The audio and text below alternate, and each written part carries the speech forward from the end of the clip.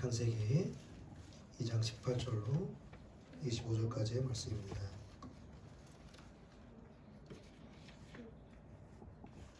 저희 시작으로 한 절씩 교독하도록 하겠습니다. 창세기 2장 18절입니다. 여호와 하나님이 이르시되 사람이 혼자 사는 것이 좋지 아니하니 내가 그를 위하여 돕는 배필을 지으리라 하시니라.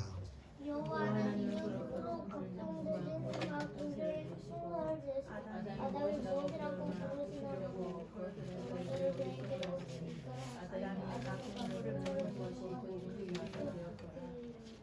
아담이 모든 가축과 공중의 새와 들의 모든 짐승에게 이름을 주니라.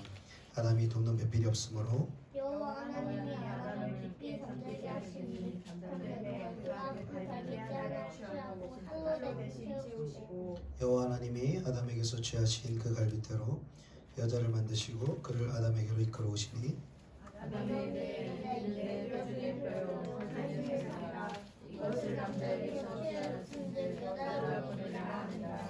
이러므로 남자가 부모를 떠나 그의 아내와 아파여 둘이 한 몸을 이룰지로다.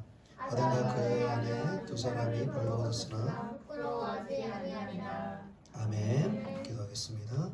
살아계신 주님, 오늘 예배 시간을 통해서 하나님 말씀을 선포할 수 있는 시간 허락하여 주심에 진심으로 감사를 드립니다. 주님이 너무나 사랑하시는 주님의 자녀들, 주님 백성들에게 이 시간 말씀하여 주시옵소서. 사람의 준비나 사람의 어떠함이 아니라 하나님의 마음과 하나님의 지혜와 성령님의 감화 감동 역사하심이 오늘의 말씀의 시간 가운데 우리의 모든 심령 가운데 그 말씀이 새겨지게 하시고 그 말씀이 검이 되어서 우리의 혼과 영과 골수를 찔러 쪼개는 생명의 말씀이 되게 하여 주시옵소서.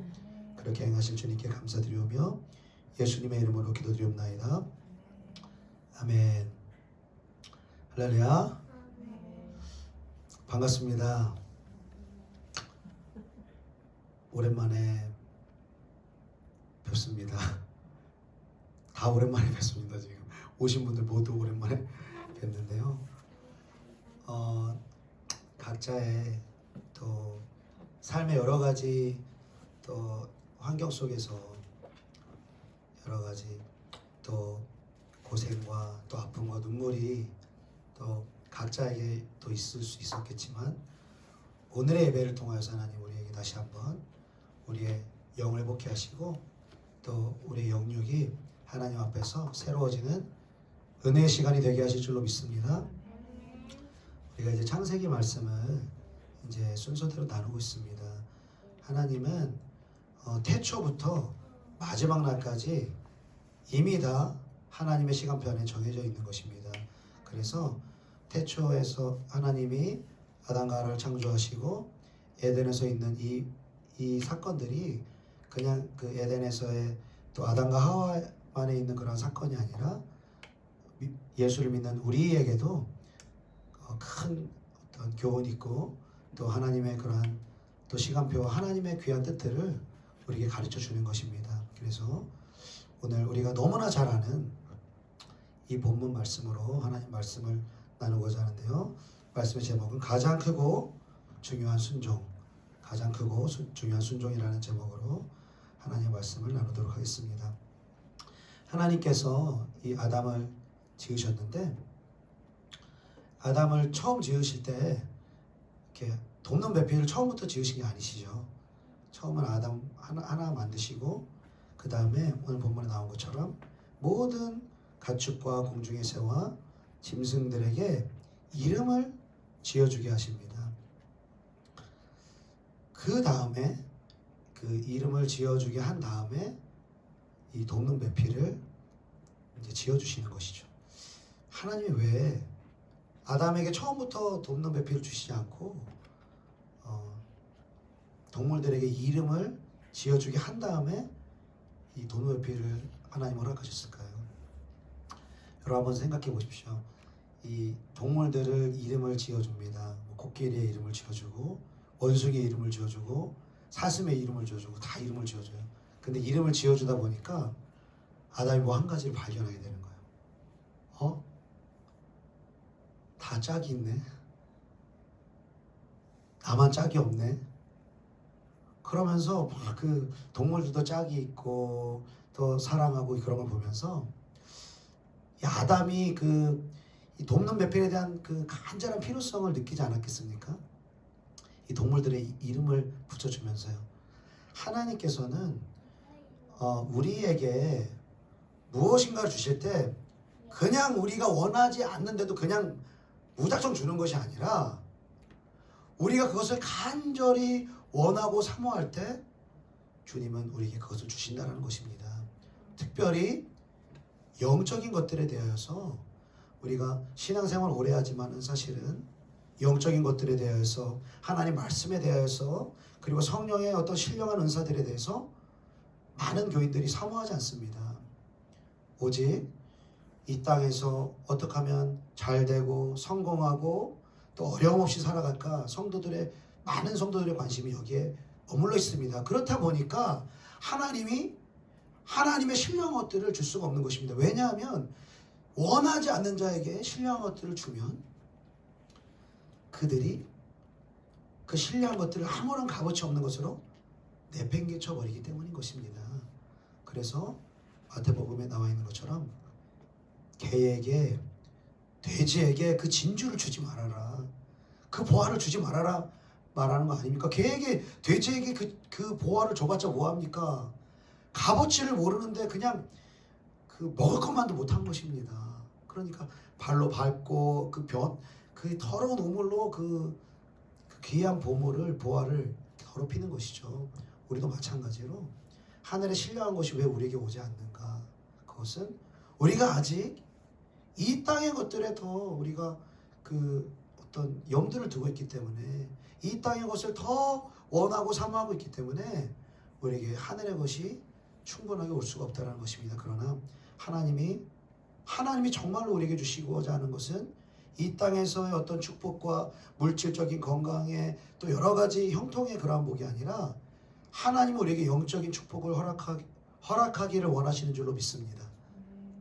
우리가 자원해서 하나님이 우리에게 기회를 주실 때 그 영적인 것들, 하늘의 것들, 예수 그리스도 안에 있는 생명의 보화를 사모하지 않을 때에는 하나님이 우리의 환경을 흔드실 수밖에 없는 것입니다. 왜? 내 사랑하는 자녀가 예수 그리스도께로 나아가기를 원하시고 영적인 이 보화로 하늘의 것으로 채워지기를 원하는데 사랑하는 그 하나님의 자녀들이 하늘에서는 멀어지고 땅의 것으로 멸망의 길로 나아가기 때문에 하나님은 우리의 삶을 흔들어서라도 우리에게 당신의 보화, 천국의 보화이신 예수 그리스도를 사모하는 마음, 우리의 구원자인 예수 그리스도를 사모하는 마음을 우리에게 허락하신다는 것입니다. 사랑하는 여러분, 우리가 예수를 믿고 또 하나님께 나아가는 여러 가지 목적 중에 이 땅의 필요가 채워지는 것도 있지만 하나님은 우리의 영적인 하늘의 보화를 간절히 사모하기를 원하시는 것입니다. 저와 여러분 모두가 하늘의 것을, 예수 그리스도의 것을 사모하시기를 간절히 축복합니다.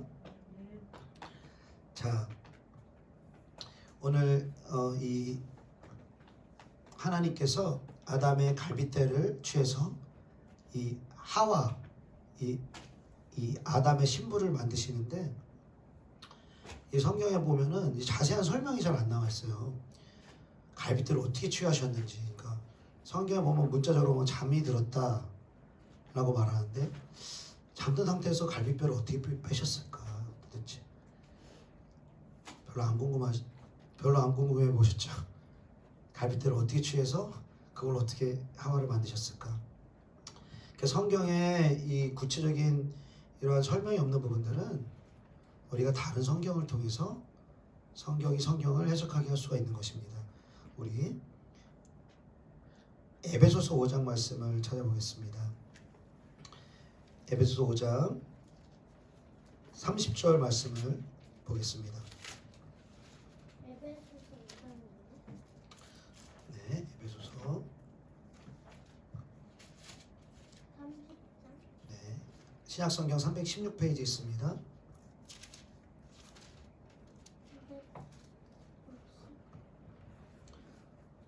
에베소서 5장에 보면은 그 잘 아시는 것처럼 이 남편과 아내에 대한 이 가르침이 나옵니다. 그래서 아내들은 남편에게 순종 복종하고 남편들은 아내를 그리스도과 교회를 위해서 자기를 내어주셨던 것 같이 아내를 사랑하라, 이런 가르침이 나오죠. 그러면서 우리 30절부터 32절까지 말씀을 같이 읽어보겠습니다. 시작. 우리는 그 몸의 지체임이라.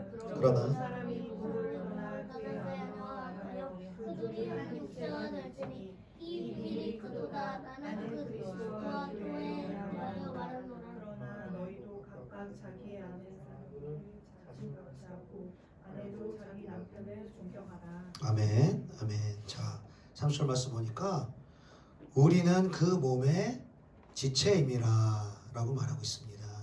여러분, 우리가 어떤 몸의 지체라는 것입니까? 예수 그리스도를 머리로 하고 있는, 예수를 머리로 삼는 그 몸의 지체, 각 부분이라는 것입니다. 그런데 어떻게 우리가 예수 그리스도의 몸 안으로 들어올 수가 있을까요? 어떻게 우리가 예수 그리스도가 우리의 머리가 될 수 있을까요? 우리가 거듭나기 이전에 우리의 머리는 누구입니까?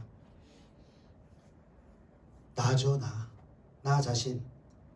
나 자신이 나의 머리요, 나의 주인이라는 것이죠. 그렇게 우리가 오랜 시간을 살아가다가 거듭나게 되면, 예수를 믿고 그 피가 나에게 역사하여서 거듭난 성령의 생명이 우리에게 들어오면 더 이상 우리는 내가 머리가 아니라 예수 그리스도를 머리로 삼아야 된다는 것입니다. 여러분, 우리의 지체는, 우리의 몸은 우리는 알지 못하지만 우리의 몸이 기동하는 것은 이 뇌의 작용에 의해서, 뇌가 시키는 대로 우리의 몸을 움직여 나가죠. 우리의 머리의 생각, 우리의 머리의 사고대로 우리의 몸을 움직일 수가 있는 것입니다. 그런데 우리의 머리가 다치게 되면, 우리의 뇌에 손상을 입으면 몸을 제대로 가눌 수가 없는 것입니다. 머리가 이렇게 회전이 안 되기 때문에 그 몸까지 이렇게 움직이게 할 수 있는 그런 능력이 나타나지가 않는 것이죠. 우리가 예수를 머리로 하고 우리가 그 몸의 지체라는 것은 예수님의 생각과 예수님의 뜻대로 우리의 몸을 움직여야 된다는 것입니다. 아멘이십니까? 그게 맞는 것인데, 실제로 거듭난 저와 여러분들의 삶 가운데 많은 부분, 여러분, 예수님이 머리십니까? 내가 머리입니까? 내가 머리인 것이 절대 적이라는 거예요. 여러분, 거듭난 우리들은 내가 머리 된 삶이 아니라 예수가 머리 된 삶을 살아야 될 줄로 믿습니다. 자, 그래서 예수님은 예수님의 몸 안으로 우리를 들어오게 하시기 위해서, 예수님을 머리로 삼게 하시기 위해서 어떤 일을 하셨는가? 자, 31절 보니까 이렇게 말씀하시죠. 그러므로 사람이 부모를 떠나 그의 아내와 합하여 그들이 한 육체가 될지니. 우리 창세기 2장에서 나온 말씀을 여기에 인용하고 있습니다. 남자가 부모를 떠나 그 아내와 합하여 그들이 한 육체가 될 것이다 라고 말한 것이죠. 자, 창세기 2장의 이 말씀을 인용하면서 바울이 32절에 뭐라고 말하냐면, 이 비밀이 크도다 라고 말하고 있습니다. 이것은 비밀이다, 하나님의 계시적인 비밀이다 라고 말하고 있는 것이죠. 그 비밀이 뭐냐면, 나는 그리스도와 교회에 대하여 말하노라. 여러분, 이 아담과 하와의 관계가 바로 예수 그리스도와 교회된 우리의 관계를 예표한다는 것입니다.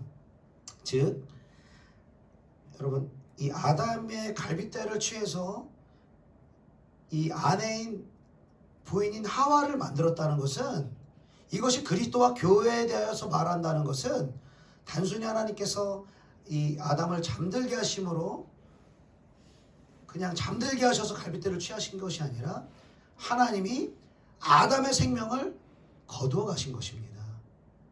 예수님께서 교회의 생명을 위해서 저와 여러분의 거듭남을 위해서 당신의 생명을 십자가 못 박혀 죽으셨던 것처럼 하나님은 아담의 생명을 취하여 가셨던 거예요. 그리고 아담의 그 생명의 그 취함을 통해서 그 갈빗대를 통해서 하와 즉 교회를 하나님은 만드셨다는 것입니다. 할렐루야. 그러므로 우리의 거듭남은 우리의 힘으로도 안 되고 우리의 열심으로도 안 되고 우리의 노력으로 안 되고 오직 어린 양의 피로만 우리에게 거듭남이 있다는 것입니다. 그래서 에베소서 2장 말씀에는 우리에게 이렇게 말씀합니다. 그때 너희는 그리스도 밖에 있었고 이스라엘 나라 밖의 사람이고 약속의 언약들에 대하여는 외인이고 세상에서 소망도 없고 하나님도 없는 자이더니 우리가 예수 믿고 거듭나기 전에는 그리스도 바깥에 있었습니다. 또 영적 이스라엘 밖에 있었고요. 약속의 언약이라는 전혀 상관도 없는 사람들이었고요. 또 하나님도 없는 자였습니다. 그런데 그 다음 절에 이렇게 말합니다. 이제는 거듭난 이제는 전에 멀리 있던 너희가 그리스도 예수 안에서 그리스도의 피로 가까워졌느니라. 예수 그리스도의 피로 말미암아 그 예수의 피를 믿는 자마다 주님은 우리에게 새 생명을 허락하여 주시는 줄로 믿습니다. 자, 이렇게 예수의 피로 예수의 생명을 믿는 믿음을 통하여서 우리가 거듭나게 됩니다. 그리고 거듭난 당신의 신부에게 주님은 순종을 요구하십니다. 그 에베소 5장에 그 아내들에게 부탁하죠. 남편에게 순종하라. 남편에게 복종하라는 명령을 하시죠. 그렇죠? 그래서 남편들은 이게 나는 복종의 파트가 아니라 그냥 교회를 사랑하면 교회를 주님이 사랑하신 것처럼 아내를 사랑하기만 하면 되는구나. 우리가 이렇게 생각할 수도 있지만 우리는 사실 모두가 영적으로는 여성입니다. 아무리 소위 우리 조장로님 아무리 상남자 스타일이실지라도 우리 영적으로는 여성이에요. 육체로는 남자와 여자가 구분되어 있습니다. 그러나 신랑 되신 예수 그리스도를 기다리는 우리 모두는 신부인 것입니다. 신부. 그래서 우리가 이 사람은 남자답고 이 사람은 여자답고 물론 그런 부분도 중요하지만 그러한 걸로 우리가 남자 여자를 다 설명을 할 수가 없는 거예요. 우리가 또 나이가 들면서 또 여성은 또 남성 호르몬이 증가하고 또 남성은 또 여성 호르몬이 증가하고 그러면서 좀 뭔가 중성적으로 좀 이렇게 되는 부분이 있지 않습니까? 이게 제가 기도를 쭉 하고 이 성령의 어떤 은사나 여러 가지 그런 그 특별한 이제 기도를 하다 보면 현상들이 나타나는데 성령이 막 몸을 이제 자유롭게 움직이게 하실 때가 있어요. 경험해 보신 분 아시겠죠? 그러니까 왜 움직이냐? 왜냐면은 성령이 몸을 움직이게 하면서 내 몸에 있는 모든 결박들을 풀어내시는 거예요. 이제 그 전에는 이제 제가 그 의미를 모르다 보니까 이제 그렇게 움직이는 사람들 보고 막 이상하게 보고 소위 뭐 하는 짓이냐 저거 저렇게 왜 이상한 형태로만 움직이냐. 근데 제가 그게 경험을 해보다니까 내가 움직이는 게 아니라 성령이 그냥 막 움직이게 하시는 거예요. 발도 돌리고 머리도 돌리고 머리를 돌리면은 여러분 머리 안에 있는 정말 많은 결박들이 있잖아요. 우리가 그래서 우리가 내가 생각을 주도하는 게 아니라 생각이 나를 주도를 하잖아요. 그러니까 그 생각을 내가 주체를 못하니까 밤에 잠도 안 오고 불면증도 겪고 그게 심해지면 막 우울증도 오고 그렇게 되잖아요. 그러니까 몸을 막 성령이 머리를 막 이렇게 털어내게 하실 때는 이렇게 움직이게 하면서 한참 그렇게 안 움직일 때까지 그냥 성령께 맡기고 그냥 움직이게 하는데 놔두면은 처음에는 머리가 너무 아픕니다. 이게 머리통이 너무 아프면서 그런데 나중에 오랜 시간 이렇게 안 움직일 때까지 가만히 냅두면은 머리가 시원해집니다. 여러분 기도하시다가 혹시 몸이 막 움직여지거든 뭐야 이상하다 하지 마시고 맡겨드리세요. 성령께 맡겨드리세요. 그러면은 하나님께서 그 성령의 운행하신 가운데 우리의 결박들을 하나님 치유하시는 줄로 믿습니다. 자, 이 몸을 움직일 때 굉장히 재밌는 포즈가 있어요. 제가 이제 몸을 움직였을 때 어떤 포즈를 취하게 하시냐면은 이렇게 하면서 이렇게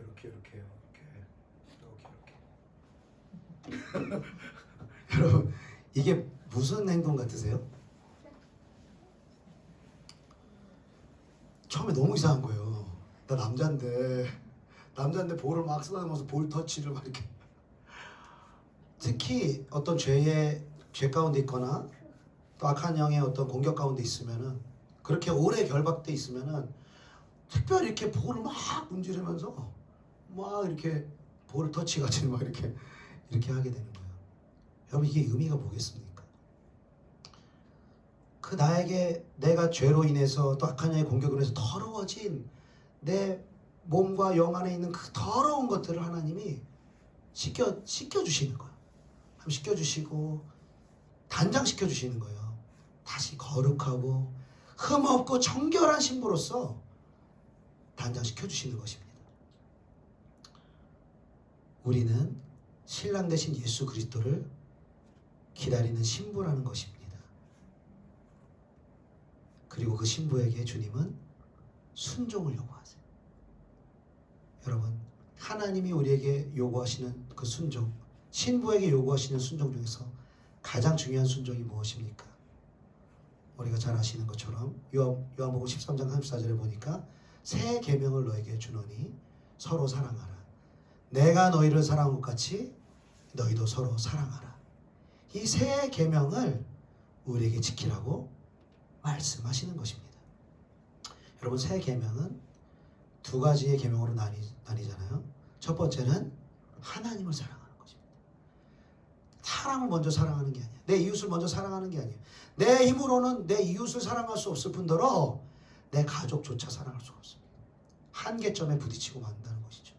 하나님의 무조건적인 아가페, 하나님의 사랑을 충만히 받을 때만이 내 이웃을 사랑하고 내 가족을 사랑하고 내 육신에 내 생각에 맞지 않는 원수 같은 사람들까지도 사랑하게 된다는 것입니다. 그래서 우리가 하나님을 먼저 주님을 사랑하길 원하시는데, 여러분, 우리가 어떻게 하면 하나님을 사랑할 수 있습니까? 먼저는 우리에게 하나님을 사랑할 수 있는 마음이 없다라는 거예요. 하나님을 사랑할 수 있는 선한 마음이 우리에게 없다라는 것입니다. 그리고 너무나 놀랍게도 하나님의 사랑은 우리에게 어떻게 부어지느냐? 우리의 죄를 통하여서 하나님의 사랑이 우리에게 옵니다. 왜냐하면 우리가 죄를 지으면 지을수록 우리의 삶은 공고해지고 우리의 삶은 피폐해지고 우리의 삶은 사단 마귀에게 장악당하게 되어 있습니다. 죄를 지을 때는 즐겁죠. 하나님 뜻대로 살지 않으면 그때는 괜찮습니다. 그때는 죄가 주는 즐거움, 세상이 주는 즐거움 때문에 괜찮아요. 그런데 한 번, 두 번 죄를 용인하기 시작하면, 여러분, 죄는 그냥 떠나는 게 아니라 반드시 내가 죄를 허용하는 만큼 사단은 내 안에서 주인 노릇합니다. 내 안에 모든 것들을 가로채 가는 거예요.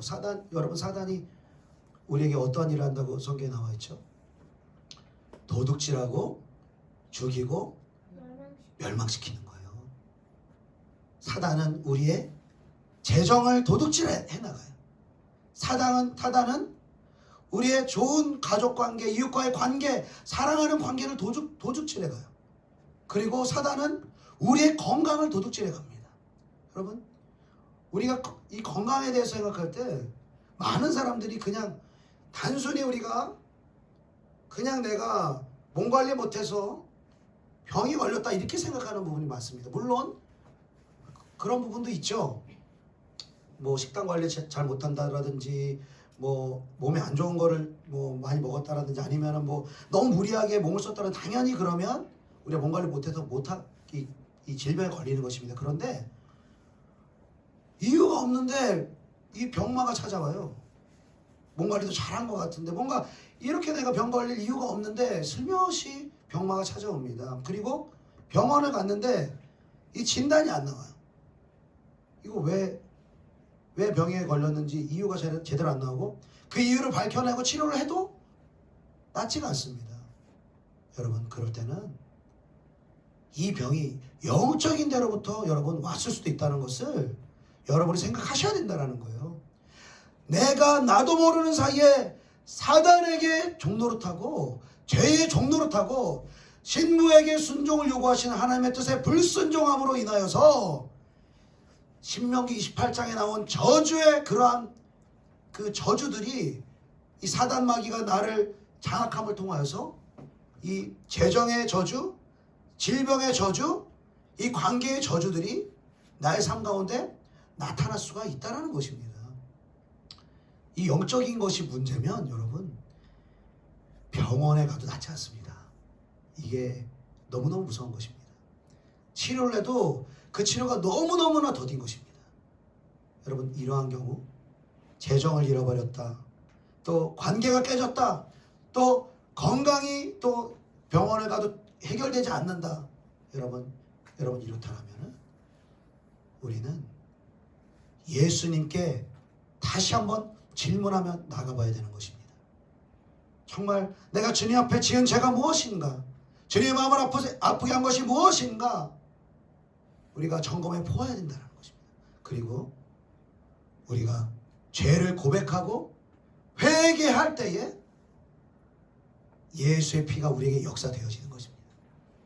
우리는 한번 거듭나고 난 다음에 예수의 피가 어떤 사람에게는 필요치 않을지도 모르겠습니다. 그러나 예수의 피가 날마다 우리에게 수혈되지 않으면요, 그 사람은 반드시 영적으로 장애가 생깁니다. 여러분, 최근 들어 백신 관련돼서 코로나로 어려움을 당한 사람도 많지만 이 언론에서는 잘 나오지 않지만 이제 백신 맞고 정말 20대 30대 이 젊은 사람들이 죽어나가는 경우가 많습니다. 근데 그 백신 맞아서 이제 죽는 원인 중에 하나가 혈전이라고 하잖아요. 이제 피가 응고돼서 막히는 거예요. 이제 그러니까 피가 우리 몸에 잘 돌면 이렇게 얼굴 색을 보고 우리가 뭐라고 말합니까? 혈색이라고 그러죠. 혈색이 좋다. 그러니까 피가 잘 돌면은 얼굴이 벌써 좋아요. 그리고 피가 잘 돌면 오장육부가 튼튼합니다. 그래서 우리는 간에 문제가 있으면 간만 고치려고 그러고 장에 문제가 있으면 장만 고치려고 병원 가면 이제 수술해서 그렇게 그 부분만 고치려고 그러는데 사실 근본적으로는 그 부분이 문제가 아니라 우리 피가 안 좋아진 거예요. 피가 제대로 돌지 않고 피가 탁하고 피가 막혀 있으니까 모든 장기들이 훼손이 되는 것입니다. 우리의 육체도 이 피가 돌지 않으면 질병이 생기고 그리고 모든 장기들이 망가지고 얼굴색도 안 좋아진다라면 여러분, 우리의 영에 예수의 피가 돌지 않는다면 여러분, 그 사람은 계속해서 죄악된 삶을 살 수밖에 없는 것입니다. 그렇게 한 달, 두 달, 1년, 수년간 예수 피를 의지하지 아니하고 예수 피로 회개하지 아니하고 예수 피로 제사함 받지 않으면 그 사람의 영혼은 살아있으나 죽은 사람과 같은 정말 차갑게 시들어버린 영적으로 죽어있는 상태를 맞이한다는 것입니다. 그리고 예수 피가 계속 돌지 않은 채로 그 죽음을 맞이한 사람, 여러분, 제가 그 사람의 영혼의 운명을 알 수 없지만은 이 사람의 영혼은 정말 위험한 상태에 있는 것입니다. 예수의 피로 회개되어 있지 않고 예수의 피를 의지하지 않고 예수의 피를 힘입어서 살아가지 않는 사람은요, 그 영이 날마다 쇠퇴하고 죽을 뿐만 아니라 그가 언젠지 모를 그의 마지막 날에 영원한 심판의 자리에 가 있을 수가 있다는 것입니다. 사랑하는 여러분, 주님은 우리에게 어떤 행위를 요구하시지 않습니다. 이런 도덕적인 행동을 요구하지 않고 단순히 말씀을 문자적으로 지켜라, 이러한 것도 주님은 요구하지 않습니다. 그것을 요구했다면 우리는 행위로 의롭다함을 받을 수 있었겠죠. 행위로 하나님의 영광에 다다를 수가 있었겠죠. 그러나 로마서 3장에 말씀하신 것처럼 우리가 율법의 의로는, 우리의 의로운 행위로는 하나님의 영광에 다다를 수 없다라고 우리에게 말하고 있는 것입니다. 오직 예수 그리스도의 그 피를 믿는 믿음으로 말미암아 우리는 하나님의 영광, 하나님의 의에 다다를 수 있다라고 말씀하시는 것입니다. 그리고 예수의 피를 믿는 자마다 하나님이 우리가 지었던, 전에 지었던 죄를 간과하시고 용서하시겠다라고 주님 약속하셨습니다. 그래서 하나님도 의로워지시는 거예요. 그리고 예수의 피를 믿는 믿음으로 하나님께 나아가는 우리도 의롭다함을 주신다라는 거예요. 우리의 공로로요, 우리의 의로움으로요, 우리의 선한 도덕성으로요. 그렇지 않습니다. 예수의 피를 의지하며 하나님께 나아가는 자마다 먼저 우리가 행동이 따르는 것이 아니라 우리의 죄를 사함받게 된다는 거예요. 여러분, 많은 사람들이, 절대 다수의 사람들이 죄 가운데 있지만 죄인 줄을 알지 못합니다. 왜 여러분 이 죄인 줄을 알지 못합니까? 벌써 영적인 감각이 마비되어 있는 거예요. 이 양심이 죄에 대해서 마비되어 있는 거예요. 내가 교만한지도 모르고, 내가 음란한지도 모르고, 내가 하나님을 대적하는지도 모르고 우리 인생을 너무너무 잘 살아갑니다. 근데 어떤 사람이 자기 죄를 알게 되나요? 흉악한 죄를 지었다고 다 죄인이라고 생각하나요? 그렇지 않습니다. 뭐 연쇄살인마라든지 뭐 그런 이렇게 그 뉴스에 나오는 그런 살인마들 있지 않습니까? 어떤 사람들한테 인터뷰하러 가서 보면 그 사람에게 죄책감이 있습니까? 절대 그렇지 않아요. 많은 경우 전혀 죄책감이 없어요. 양심의 가책을 느끼지 못하는 거예요. 왜? 이 영혼의 이 양심이라는 이 양심이 마비되어 버렸기 때문에, 죄를 느낄 수 있고 죄라는 것을 자각할 수 있는 양심이 마비되어 버렸기 때문에, 여러분 이 죄에 대한 이 양심 어떻게 회복할 수 있습니까? 우리 히브리서 말씀 같이 한번 찾아보겠습니다.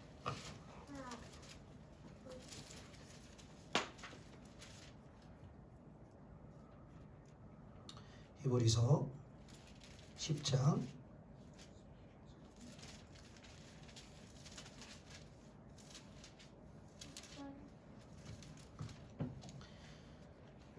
363페이지에 있는 히브리서 10장 19절부터 22절까지 같이 읽겠습니다. 시작. 그러므로 형제들아, 우리가 예수의 피를 힘입어 성소에 들어갈 담력을 얻었나니 그 길은 우리를 위하여 휘장 가운데로 열어놓으신 새로운 살 길이요, 휘장은 곧 그의 육체니라. 또 하나님의 집 다스리시는 군대대장이 계심에 우리가 마음의 뿌림을 받아 악한 양심으로부터 벗어나고 몸은 맑은 물로 씻음을 받았으니 참 마음과 온전한 믿음으로 하나님께 나아가자. 아멘. 아멘. 22절 보니까 우리가 마음의 뿌림을 받아 악한 양심으로부터 벗어나고, 여러분 무엇을 뿌림 받아야 된다는 것입니까? 예수의 피를 우리의 심령 가운데 뿌림 받아야 된다는 거예요. 예수의 피가 역사할 때만 우리의 양심은 회복되는 거예요. 내가 얼마나 죄인인지, 내가 얼마나 사악한지, 내가 얼마나 더러운지, 내가 얼마나 하나님 앞에서 하나님을 대적하는 자인지 예수의 피가 우리에게 뿌려질 때 우리의 죄인됨을 자각한다라는 거예요. 그리고 주님 앞에 우리의 죄를 인정하게 된다라는 거예요. 그리고 우리가 우리의 죄를 인정하고 주님 앞에 고백하며 나아갈 때 우리의 죄와 십자가에서 2000년 전에 흘리셨던 예수님의 살아계신 피가 맞받고 진다라는 것입니다. 우리의 죄를 고백하기 시작할 때, 우리의 죄를 인정하기 시작할 때, 주님, 나는 죄인입니다. 나는 교만한 자입니다. 나는 더러운 자입니다. 나는 주님을 대적하는 사악한 자입니다. 인정하고 고백하고 회개하는 것입니다. 그렇게 회개할 때 예수의 피가 나에게 역사되어지고, 예수의 피가 나에게 역사되어질 때 우리를 묶고 있는 재정을 도둑질해가고, 관계를 도둑질해가고, 질병을 줘서 나에게 건강을 도둑질해가는 악한 사단마귀의 권세가 예수 그리스도의 보혈을 우리가 의지하며 회개함으로 나아갈 때 예수의 역사를 통하여서 악한 사단 마귀가 모든 결박들을 풀고 떠나갈 수밖에 없다는 것입니다. 사랑하는 여러분, 우리 각자가 처해 있는 문제가 있을 것입니다. 외적으로 보여지는 문제가 있을 것입니다. 관계의 문제도 있고 재정의 문제도 있고 건강의 문제도 여러 가지 문제가 있을 것입니다. 우리가 보기에는 이 문제만 해결되면 되지라고 생각할지 모르죠. 이 표면적인 문제만. 그러나 모든 장기가 건강하더라도 피가 제대로 돌지 않으면 이 장기가 조금 있으면 또 손상을 입을 수밖에 없는 것처럼 우리 각자의 그 문제도 그 문제만 해결돼서 되는 것이 아니라 먼저 근본적인 영적인 문제가 해결되어야 된다는 것입니다. 하나님과 내가 지금 교통하고 있는가? 하나님과 정말 친밀한 교통이 있는가? 신랑이신 그분의 말씀에 순종하고 있는가? 하나님의 그 예수 그리스도의 보혈을 의지하며 살아가는가? 우리의 삶을 점검해 보아야 된다는 것입니다. 그 피를 날마다 우리가 의지하며 우리 죄를 고백해 나아갈 때 우리 악한 양심은 조금씩 죄를 자각할 수 있다는 것입니다. 그리고 우리가 죄를 처음부터 다 깊이 깨닫고 어떤 계시적으로 그 죄를 깨닫고 막 눈물로 회개하는 것이 아니다 할지라도 우리가 보여지는 죄에 대해서 계속해서 회개하고 예수 피를 의지하여 주님 앞으로 나아갈 때 우리는 점점 죄에 대한 경각심을 가지고 우리의 양심은 계속해서 이 거룩함을 향해서 회복되어져 나아간다는 것입니다. 여러분, 이 마지막 때 그 요한계시록 7장에 보니까 이 하나님의 그 보좌 앞에 선 그 수많은 무리들에 대해서 이제 계시록 7장에서 우리에게 기록하고 있습니다. 그래서 첫 번째로는 이제 이스라엘에서 인침받은 14만 4천의 사람들, 이단에서 이렇게 뭐 적용하는 것처럼 뭐 신천지라든지 여기서 적용하는 것처럼 본인들이 14만 4천이라고 주장하는 사람들이 많은데, 이럴 때는 성경을 참 그 해석을 하지 말고 좀 문자적으로 그냥 봤으면 좋겠어요. 이 14만 4천은 이스라엘 족속이라 이렇게 성경에 기록하고 있거든요. 우리들도 아니에요. 그 14만 4천은 한국 사람이 될 수가 없습니다. 이스라엘 사람 14만 4천, 그들이 먼저 하나님과 어린 양 예수 그리스도의 보좌 앞으로 나아갑니다. 그리고 나서는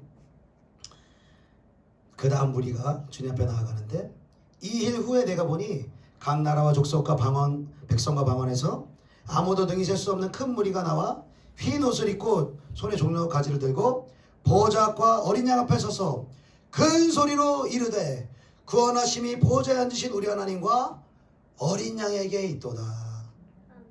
자, 각 나라와 족속과 백성과 온 열방 가운데서 능히 셀 수 없는 큰 무리가 무슨 옷을 입고? 흰 옷을 입고 종려나무를 들고 주님 앞에 서게 된다는 거예요. 그런데 그 보좌 앞에 있던 장로들 중 하나가 요한에게 이렇게 질문합니다. 이 흰 옷 입은 자들이 누구며 또 어디서 왔느냐라고 물어봅니다. 그러니까 요한이 이렇게 대답합니다. 내가 말하기를 내 주 당신이 아시나이다 하니 그가 나에게 이르되 이는 큰 환난에서 나오는 자들인데 어린 양의 피에 그 옷을 찢어 희게 하였느니라.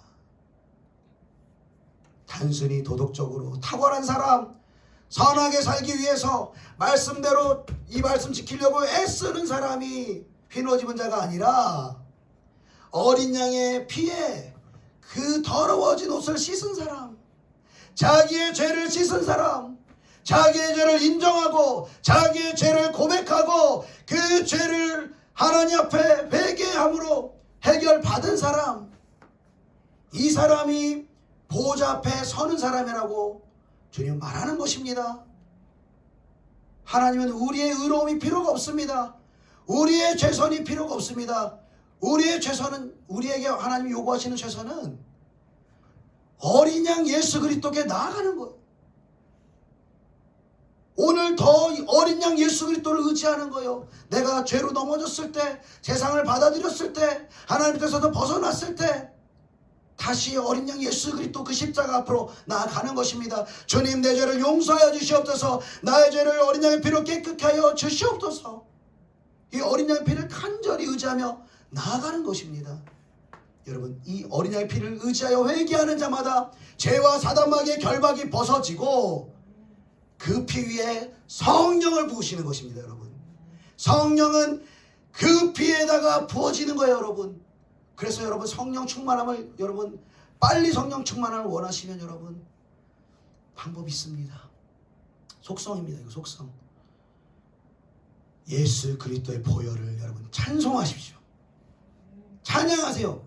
회개가 안 되세요? 내 이 양심이 발동이 안 되세요? 여러분, 제가 수년간 어떠한 죄로 인해서 고통당하고 막 회개도 해보고 그런데 잘 해결이 안 되는 거야. 어느 순간 회개도 안 나와. 반복이 되다 보니까 넘어지는 그게 너무 막 몇 년씩 가니까 지치더라고요. 저도 지치고 또 속으로 나 같은 놈 뭐 하나님이 또 용서하시겠나 뭐 이런 마음도 들고, 또 회개해봤자 또 죄 짓겠지 또 이런 마음도 들고, 막여주는 마음이죠. 근데 나중에는요 여러분, 회개도 안 나올 때는 여러분 그냥 예수님을 찬송하십시오. 이유는 모르지만 왜 나 같은 자를 위해서, 나 같은 죄인을 위해서, 나같이 주님의 뜻 가운데서 벗어나고 세상과 죄를 즐거워하는 자를 위해서 주님 십자가 못 박혀 죽으셨습니까? 그 주님의 보혈의 공로를 찬송하는 거예요. 그분의 희생을 찬송하는 거예요. 주님의 보혈의 능력을 찬송하는 거예요. 그리고 찬송을 계속해서 하다 보면 어느 순간 내 영의 숨통이 턱 트이게 되는 거예요. 그분을 높여드리기 시작하면 천군 천사가 우리에게 내려와서 성령의 기름을 부으시기 시작하는 거예요. 그러면 내가 죄인이라는 것을 깨닫고 내가 살아가는 모든 삶이 예수 안에서 조명되어지는 거예요. 왜 내가 이렇게 고생하고 있는가? 왜 내 삶에 이런 어려움이 있는가? 이거 자체라고 생각했지만 궁극적으로는 무엇입니까? 내가 하나님과 단절되어 있는 거예요. 죄로 인하여서 하나님의 손이 짧아 귀가 어두워서 듣지 못함이 아니요 너희 죄가 하나님과 너희 사이를 가려서 듣지 못하게 함이니라. 우리의 죄가 하나님과 우리 사이를 방해해서 하나님의 복으로 우리가 축복을 받을 수가 없고, 오히려 사단 마귀가 우리를 장악한다면 여러분 우리의 삶에 어떤 일이 일어나겠습니까? 도덕질하고 죽이고 멸망하는 일이 우리의 삶 가운데 있을 수밖에 없다는 거예요. 이것을 푸는 열쇠는 여러분, 그 첫 번째는 회개라는 것입니다. 회개하는 거예요. 내 죄를 회개하는 거예요. 그리고 예수 그리스도의 그 보혈을 높여드리는 것입니다. 나 같은 죄를 살리시기 위해서 여러분, 인간이 죽으신 게 아니라 하나님이 실제로 죽으셨습니다. 단번에 죽으신 거 아니라 수시간의 이 고통과 이 물과 피를 물과 피를 흘리실 때까지 그분이 저와 여러분을 위해서 고통을 당하셨다는 것입니다. 그리고 주님은 우리에게 말씀하십니다. 이제 다시 한번 십자가로 돌아오라. 다시 한번 예수 그리스도께로 돌아오라. 다시 한번 너의 삶의 주인이 너 자신이 아니라 예수 그리스도인 것을 인정하고 다시 한번 예수 그리스도께로 돌아오라. 돌아오라. 돌아오라. 돌아오라. 주님 우리에게 말씀하시는 것입니다. 우리 이 시간에 좀 같이 좀 기도하기를 원합니다.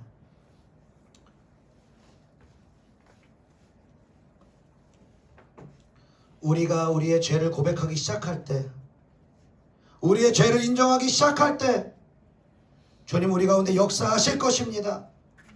각자에게 감동하시는 대로 우리의 죄를 고백하며 나아갑시다. 또 예수님의 그 보혈을 찬송하며 나아갑시다.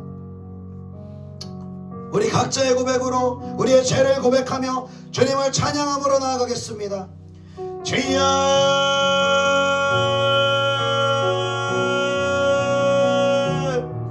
주여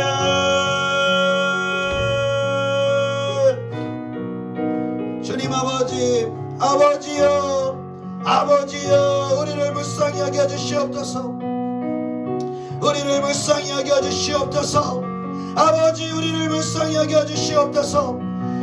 주님을 아버지를 불순종하고 주님을 떠나 있으면서도 아버지 우리의 영이 아버지 안에 닫혀 있고 우리 양심이 아버지 하나님 무너져 있는 가운데에 아버지 우리의 죄를 죄로 여기지 아니하고 죄를 심상히 여기는 가운데에 사단이 우리의 삶을 지도하도록 우리가 허용했음을 인정합니다.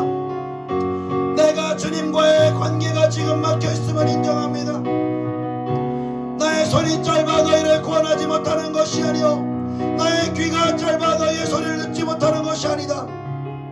오직 너희의 죄악이 너희와 하나님 사이를 가려서 너희에게 듣지 못하게 함이니라 주님 말씀하셨습니다.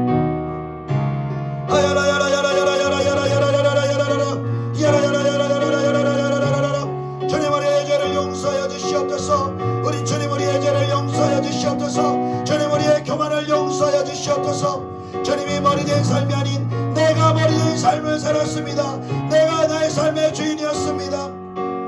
주님 나의 뜻대로 나의 의지대로 나의 최선으로 나의 삶을 경영해 나아갔습니다. 주님 나의 교만을 용서해 주시옵소서.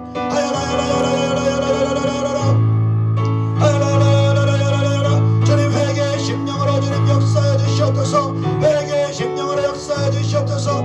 예수의 피를 의지합니다. 예수의 피를 의지합니다. 예수의 피를 의지합니다.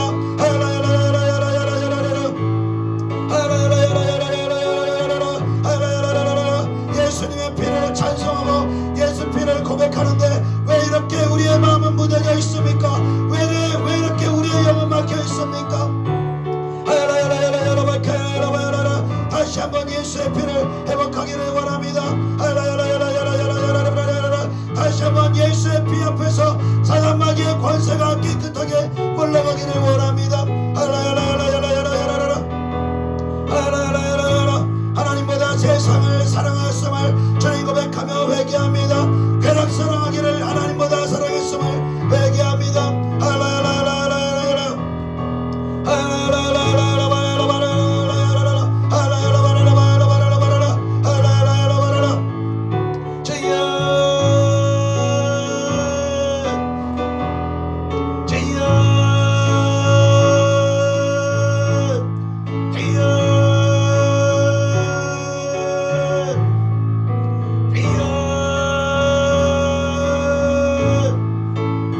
예수님의 피를 믿음으로 이 시간 의지하며 나아갑니다. 예수님의 피를 우리의 심령 가운데 우리의 양심 가운데 주님 발라주시옵소서. 이 시간 예수님의 피가 우리의 심령 가운데 기동할지어다. 예수의 피가 우리의 심령 가운데 기동할지어다. 아버지 하나님 우리는 피 없이는 살 수 없는 육체인데 우리의 영이 예수 피 없이도 왜 이렇게 잘 사는지요? 예수의 피를 의지하지 않고도 아버지 하나님 우리의 영이 어떻게 살 수가 있습니까? 주님 아버지 다시 한번 예수의 피를 바라보며 나아갑니다. 나를 의롭다 하시는 십자가로 나아갑니다. 다시 한번 나의 본향인 예수 그리스도의 십자가로 나아갑니다. 나의 모든 죄악들을 주님 깨끗이 도말하여 주시옵소서. 예수께서 나를 위해 우리를 위해 십자가에 죽으신 그의 희생을 믿는 믿음으로 그의 공간을 의지함으로 나아갑니다.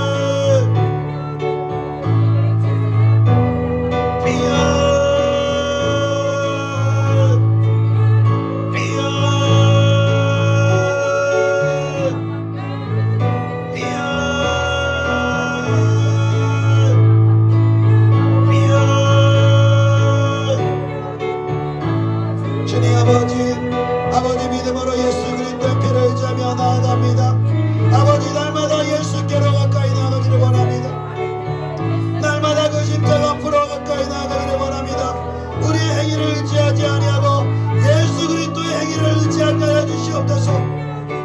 나를 믿는 믿음이 아닌 당신을 믿는 믿음으로 나아가기를 원합니다. 귀한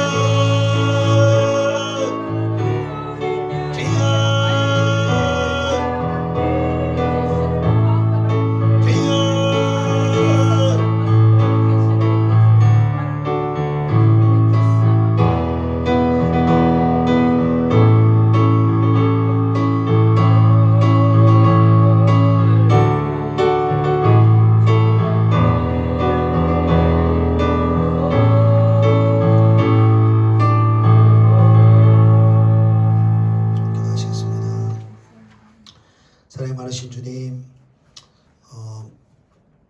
다시 한번 예수 그리스도의 보혈을 의지하며 나아갈 수 있도록 인도해 주신 주님께 감사 영광 올려드립니다.